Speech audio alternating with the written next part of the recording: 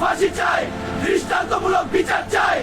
2026 সালের 19 মে ঢাকার মিরপুরের একটি ছোট্ট বাসায় শুরু হয়েছিল এক ভয়ঙ্কর সকাল, যে সকালটা কয়েক ঘন্টার মধ্যেই বদলে দেয় পুরো বাংলাদেশের পরিবেশ।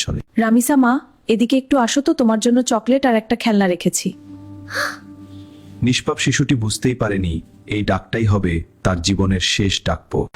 স্বপ্না আক্তার কৌশলে ছোট্ট রামিসাকে নিজেদের ফ্ল্যাটের ভিতরে নিয়ে যায়, আর ভিতরে অপেক্ষা করছিল মাতকাসক্ত সোহেল রানা।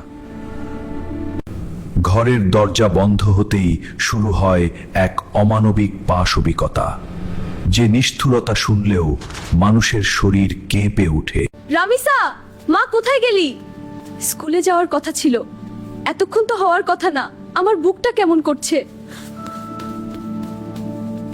হঠাৎ সোহেলের ফ্ল্যাটের সামনে মেয়ের ছোট্ট জুতাটা পড়ে থাকতে দেখে মায়ের বুক ধক করে ওঠে, ভয় তাকে ঘিরে ধরে।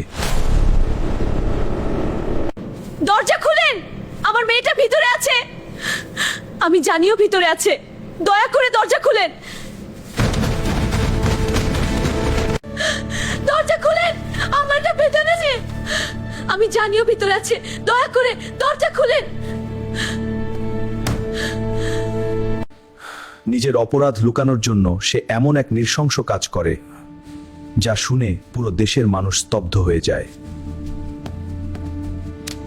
দরজা ভাঙেন, ভিতরে নিশ্চয়ই বড় কিছু হয়েছে। মুহূর্তের মধ্যেই পুরো বিল্ডিংয়ে আতঙ্ক আর চিৎকার ছড়িয়ে পড়ে।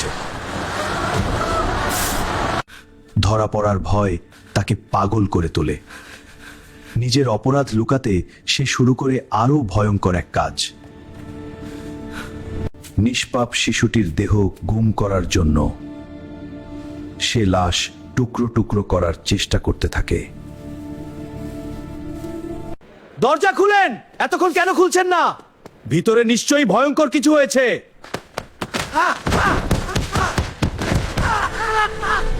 লোকজন যখন দরজা ভাঙার চেষ্টা করছিল, ঠিক তখনই গ্রিল কেটে পালিয়ে যায় সোহেল রানা। কিন্তু তার স্ত্রী স্বপ্না পালাতে পারেনি।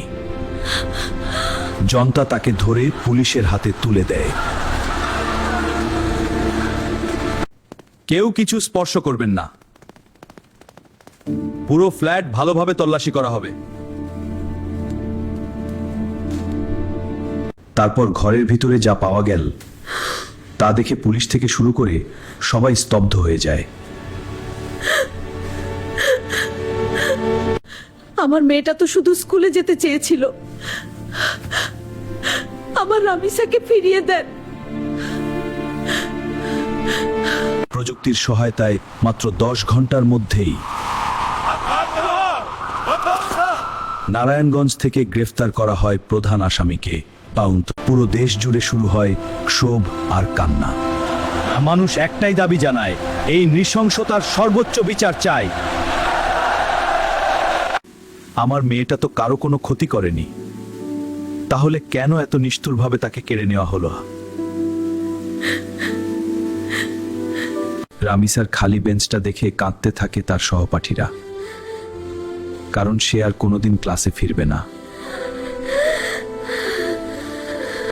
ফাঁসি চাই, দৃষ্টান্তমূলক বিচার চাই। পুরো দেশ ক্ষোভে ফেটে পড়ে। ইসলামে নিরপরাধ মানুষ হত্যার শাস্তি অত্যন্ত কঠোর। প্রাণের বদলে প্রাণ, এটাই কিসাসের বিধান। কোরআনে বলা হয়েছে, যে একজন নিরপরাধ মানুষকে হত্যা করল, সে যেন পুরো মানব জাতিকেই হত্যা করল। আল্লাহ, নিষ্পাপ শিশুটিকে জান্নাত দান করুন আর অপরাধীদের কঠিন শাস্তি দিন। দুনিয়ার আদালত থেকে হয়তো কেউ পালাতে পারে, কিন্তু আল্লাহর বিচার থেকে কেউ কখনো পালাতে পারবে না।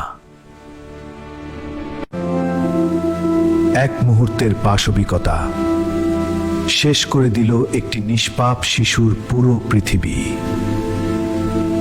শিশুদের নিরাপত্তা নিশ্চিত করা আমাদের সবার দায়িত্ব, কারণ একটা অবহেলা কেড়ে নিতে পারে একটি নিষ্পাপ জীবন।